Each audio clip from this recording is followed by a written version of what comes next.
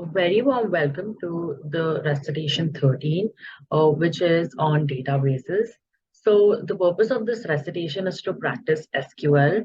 And to do this, I have already uploaded a database.txt file in which the queries are already written, which we will be using, and then building up the rest of the recitation on that.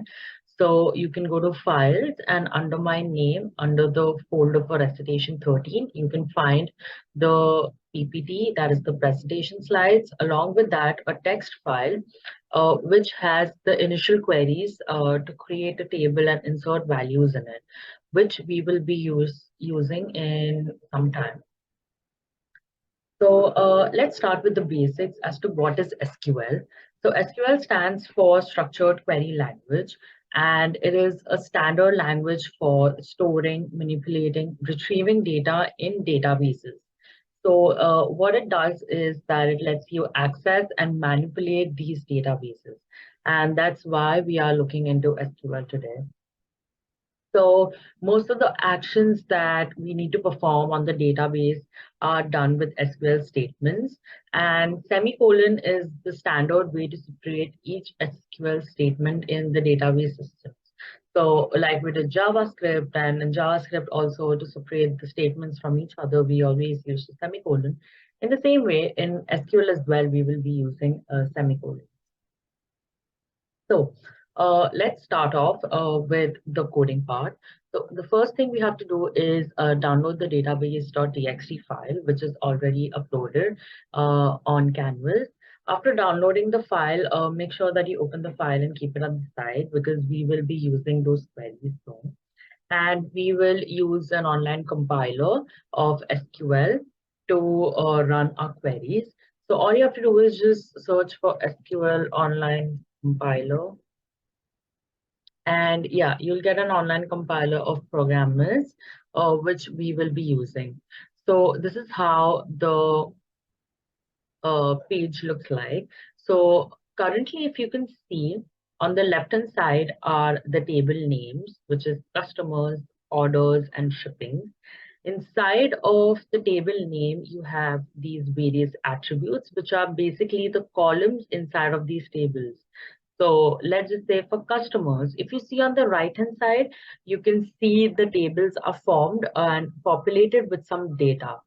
So like you can see, customer ID is a column, first name is a column, last name is a column, age and country as well. And on the side of all these columns, you can see the data types are written. So customer ID is essentially going to be numbers. So that's why it's written as integer there. But when we look at first name and last name, they are going to be characters, right? So that's why it's written as varchar. And inside of the circular brackets, you have the value 100 written. That means that it can take up to 100 characters. Then again, age is a number, so it's written as int. So yeah, on the left-hand side, you can see the table names along with their column names. On the right-hand side, you can see what the tables are and what data they are populated with. So you can see customer ID has 5 entries, and the entries are, as you can see on the screen. For orders also same, and for shippings as well. Then in the middle part of this page, you can see that the query is written select star from customers. So this is where all the queries will be written and the output will be shown on the bottom. So this is how the page looks like. What we will do is we will create a few more tables and populate the records with the using the SQL queries that are there from database.txt. So let's just go to that file. We can see this is the file, and we have create table custom merge underscore customer, and we also have create table country. So we will be using these two queries. So let's just look into the first query. The first query says create table merge underscore customer. Whenever we want to create a table, the query is create table followed by the table name. So in this case, the table name is merge underscore customer. And then it will be followed by circular brackets. And inside of the circular brackets, we will mention the column names. So in this case, our column names is customer ID along with the data type, which is int. Then comma, the first name and the data type will be varchar 100, then comma. Last name varchar 100, then age, which is int, and then country, which is varchar 100. So that is how you create tables. We have created another table called country. So we say create table followed by the table name. In this case, the table name is country. And then inside of the circular brackets, we will have the column names followed by the data type. So here we have country underscore CD as one of the column names, and it has a data type of varchar 10, and then country underscore name, and then varchar 100. So that is how you create tables. Now, once you have created the table, if you want to put the values inside of the table, you have to use the query insert into followed by the table name. So if I want to insert values in the table merge underscore customer, I will say insert into merge underscore customer values, and then I'll have the circular brackets, and then I will write all the values that need to be put in the table. So keep in mind, if it is an integer, you have to write it the way it is. But if it is a varchar, you have to make sure that it is inside of these quotes. I can use this. So this will insert the first row in the table. Now, if I want to insert again, I have to write the whole query. Insert into merge customer values, and then again I'll write this query to insert into the second row. Similarly for the third row, fourth row, and so on. Then the same thing is done over here. We have tried to put the values in the table called as country. So we have said insert into country the values USA, United States. So this is how you create the tables and also insert the values into the table. So for now, just copy this entire code and go to the editor and just clear whatever is there in the input screen. I'm so sorry. And you can paste the code that we just copied. So you can see the first code was create table merge customer. Okay, and make sure that you end it with a semicolon because we have ended one statement here. So to separate the statements or the queries that are there in SQL, it's important to put the semicolon. So we first create the table and then we insert into the table. So we have inserted all these values, and you can see everywhere there is a semicolon after the statement has ended.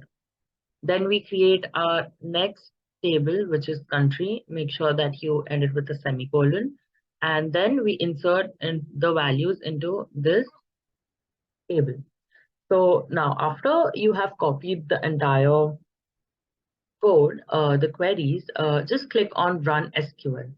So when you click on Run SQL, you can see that it says on the output SQL query successfully executed. However, the result set is empty. The reason that the result set is empty is because we are not actually trying to view anything. We just created the tables and put in the values. So now if you can see on the left hand side, we have a table which is country here and merge underscore customer. If you see on the right hand side again, you have merge underscore customer here and you have country here, uh, which was what we exactly queried. So now let's just go back to a few basic concepts. A primary key is basically a field in a table which uniquely identifies each row or record in a database table, and primary keys must contain unique values, and it cannot, like any primary key column cannot have any null values. So if we look into this table called customers, okay, we can say that customer underscore ID is a primary key. The reason being that every customer will have his or her own ID, and it is not possible that two customers will have the same ID. It's the same as how we are all students of Rutgers, and none of us will ever have the same net ID or the same RUID, and those IDs are unique to all of us. So in that case, the net ID or the RUID becomes a primary key because it is always unique, and there is no student that would never have an that would never not have a RUID or a net ID, right? Everyone would have a net ID, and everyone would get a unique net ID. So that is the reason that it could be a primary key. In the same way, in this customers column, you can see that every customer has a unique customer ID, and there is no row where a customer does not have an ID at all. So we can say that the customer ID is the primary key. And schema is basically the structure of the database, which is designed in a formal language. So now let's get into running some queries. And we will start off by first displaying the table contents. So when we have to do that, so whenever we have to display the table contents, we have to use the keyword select. So we say select, and then we can say star from customers. That means select everything from customers is the table. So it is always select column names from table name. Okay. So whenever we say select star, it means you have to select everything from customers. But just in case I don't want to, display everything that is there in the customer table, and I just want a few particular, columns. So in that case, I can just mention what the column names are. So I can say select customer ID, comma, first name, comma, last name from customer. So I can do that as well. So let's just go back and run these queries. One thing to note is that before we run all these queries, you make sure that you clear the screen again and then start typing in your queries. The reason being that if the code was the way it is and I continue to write my queries at the bottom here, what will happen is it will run everything together, and this will create a problem because once we have already created a table, you can't create a same table with the same name. Okay, so we have to make sure that we clear the entire screen so that the query is not repeated, and then we can start running our queries. So first let's select everything. So everything is star from, and I'll say from customers. Customers is the table name. So I do that and I say run SQL. So you can see I get the customers table, which is on the right hand side as the output here. And you can see that all the columns over here from customers is taken. But now let's make a few changes. Instead of selecting everything, that is selecting all the columns, I just want the customer ID, the first name, and the last name. I just need 3 columns from this table. So I will run the SQL, and you can see now in the output, we have the customer ID and the first name and the last name. Only the 3 columns that we had selected. So this is how we can display the table content. Moving on, when we are trying to display the table contents with a condition, we always follow the query with a keyword called as where.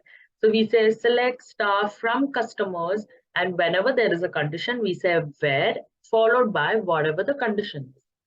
So let's say select star from customers. Okay, this is displaying the values, and then I can have a condition called where age is less than 26. So I just want all the rows in the table where the customer's age is less than 26. So when I run this, you can see that I have got the output where all the customers are there whose age is less than 26. So this is how you can use conditions. Moving on, we have the cross product or the cross join. So cross product or cross join is where each row in the first table is paired with all the rows in the second table. Okay.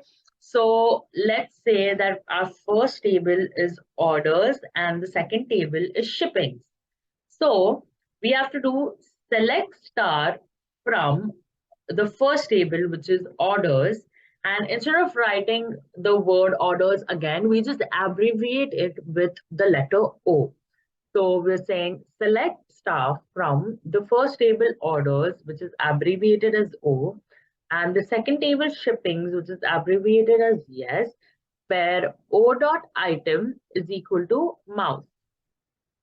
So this is how you can do the cross join. So let's just do the cross join and see what the output is. So I say select star from orders and I abbreviate it as O.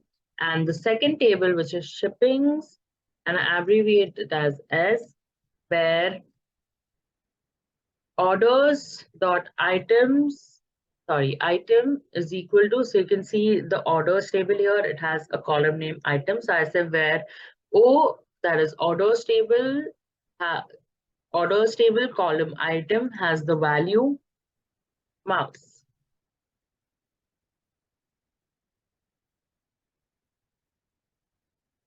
So over here we have put a condition as well. So we have done a cross join. This is just the cross join part, and this is the part where I put a condition. The only reason a condition is put is that so we can, reduce the output. Otherwise, it'd be like really big. So let me just run this, and you can see where all the items are mouse. There has been a cross join done between the orders table and the shippings table. Okay, so this is how it works. Next is union. So union is used to combine the results of two or more select statements. Okay. So union is like how when we do sets and we try to do the union, so we get the results of everything together. That is what this does. So in this case, what we'll try to do is we'll try to do the union between the two tables, which is customers and merge customers. So it's pretty easy. All you have to do is you'll have to write two select statements. So we have select star from customers and write another select statement, select star from merge underscore customer. Okay. And when if you have to do the union, all you have to do is just write the word union in between of the two select statements. And if we run it, we can see that now both the tables that were there of customer and merge customer, they have been like there's a union between them and they have been clubbed basically. The next would be difference. The difference is when you're trying to remove a set of rows from a table. So you're trying to subtract something. So you say select star from customers where customer ID is not in, and then you have the other select statement. So here, like in union, you were trying to combine, in difference, you're trying to remove. So in this case also, you will have two select statements and you have to have a where clause to know that which part has to be removed. So we say select star from customers where customer underscore ID not in, and then we'll have the next statement select customer underscore ID from merge underscore customer and a semicolon. So now you can see that we had this table called customers, and what we did was we removed all the rows which are in merge underscore customer. So you can see that row 5 which had the customer ID of 5, and here also there's a customer ID of 5, right? So we removed this customer ID of 5 from this table and displayed it. So that is how difference works. Next is a nested queries. So nested queries is just like how in JavaScript we had nested conditions. We had we had an if statement, and inside of the if statement we had an if else statement. So that was nested conditions. In the same way, you can have nested queries as well, where one query is inside of another query. So here, like an example is you select star from merge customer. That is, you select everything from the table merge underscore customer, where the age is equal to, and here you're trying to give a condition that the age has to be equal to something. So instead of giving a value directly and saying whether age is equal to 20, we are giving another query to find the age. So we say select the max age from merge underscore customer. So we are trying to give a query to try and find the maximum age. So let's just go and do this. We say select star from merge underscore customer, where age is equal to, and then we have another query and we say select max age from merge underscore customer and the semicolon. So if we run this, uh,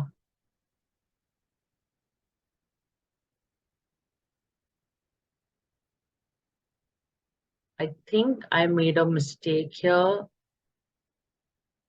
Yeah, so the spelling of where is wrong. And now if I run it, yes. So when we go to merge underscore customer, the maximum age over here you can see is 55. So basically this statement gives the maximum age to be 55. So you can assume that this is changed to 55 and then select all the columns from merge underscore customer where age is 55. So there was only one column, which is this, and that's why this is displayed. Then you have the next query, which is join. So a join clause is used to combine rows from two or more tables based on a related column between them. So so let's just say there are two tables that we are trying to join. We have to make sure that there is at least one related column between them. That is, at least one column is the same between both the tables that we are trying to join.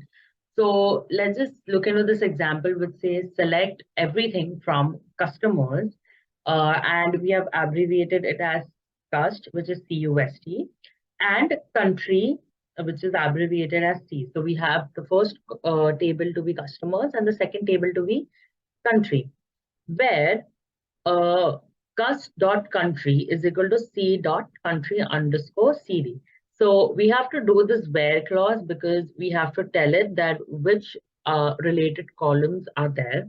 So this is a way to show that. So let's just run this query. We say select star from customers, which is abbreviated, my bad, customers, which is abbreviated as CUST, and the second table is country, which is abbreviated as C, where, so now you can see customers has a column called country, right?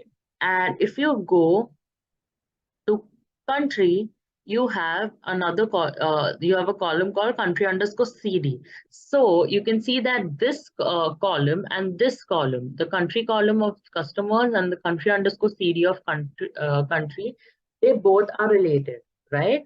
So that's why over here, when we write the where clause, we say cust dot, that is the customers dot, and here the name of the column is country, is equal to C dot, and here the name of the column is country underscore CD.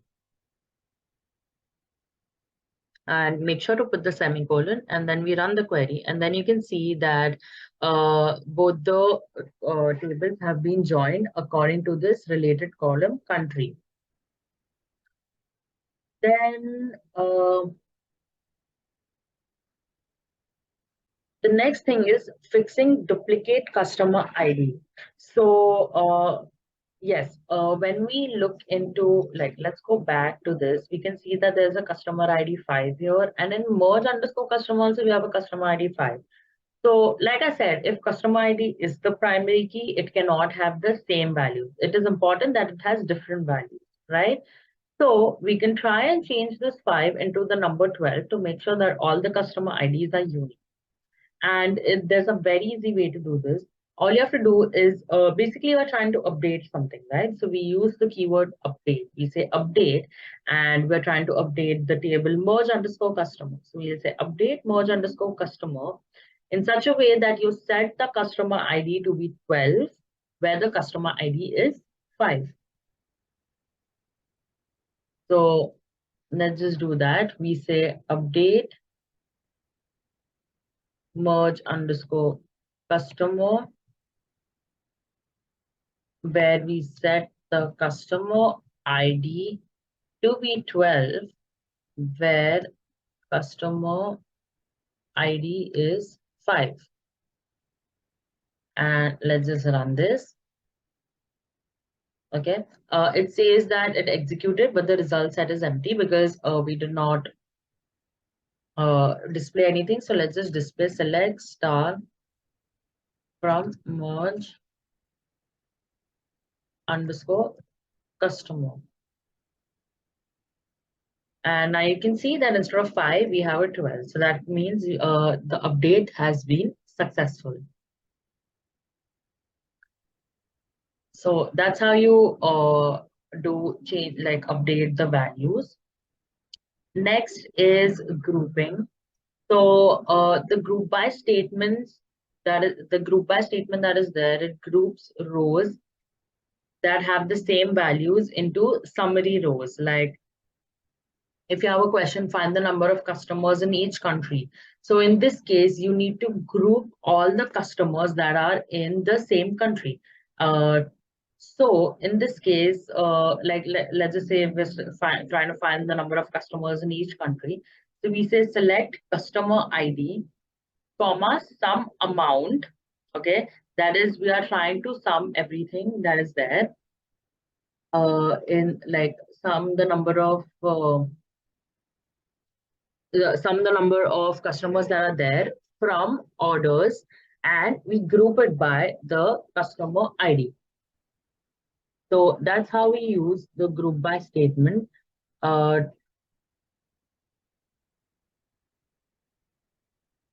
so let's just say select customer underscore ID,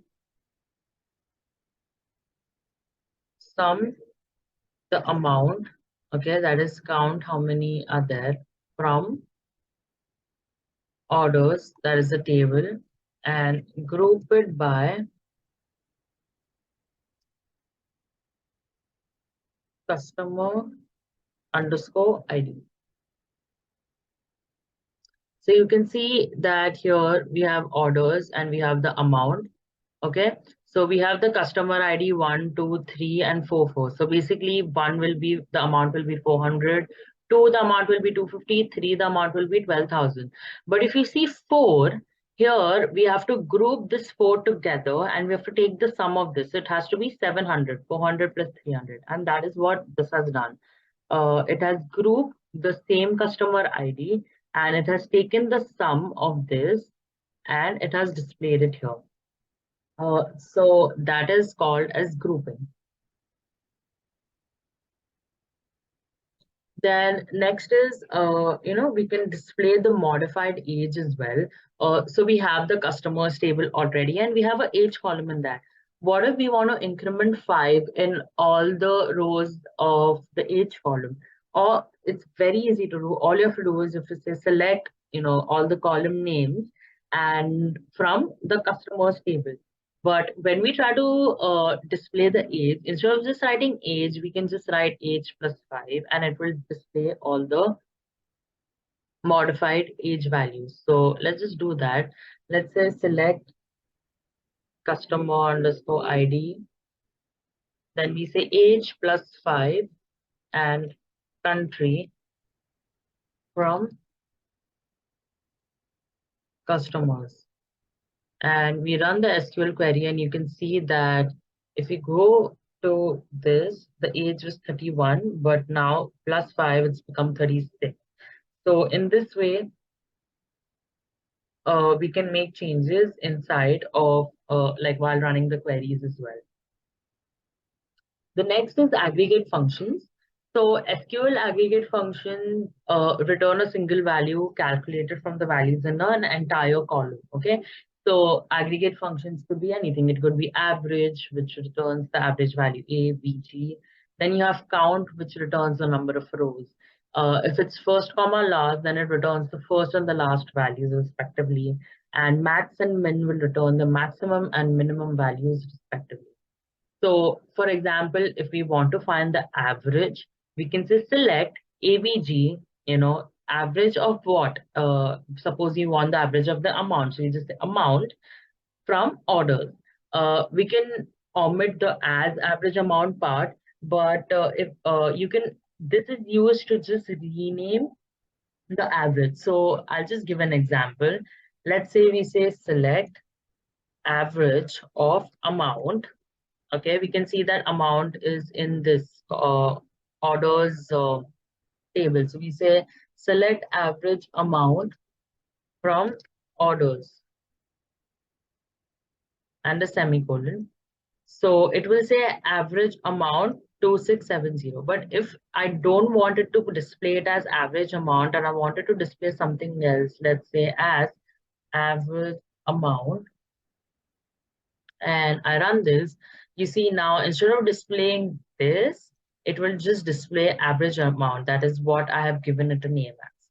So in this way, you can take, you can find the sum, and you can, you can find the sum of this as well. So instead of this, I can just say sum, and it will give me the sum.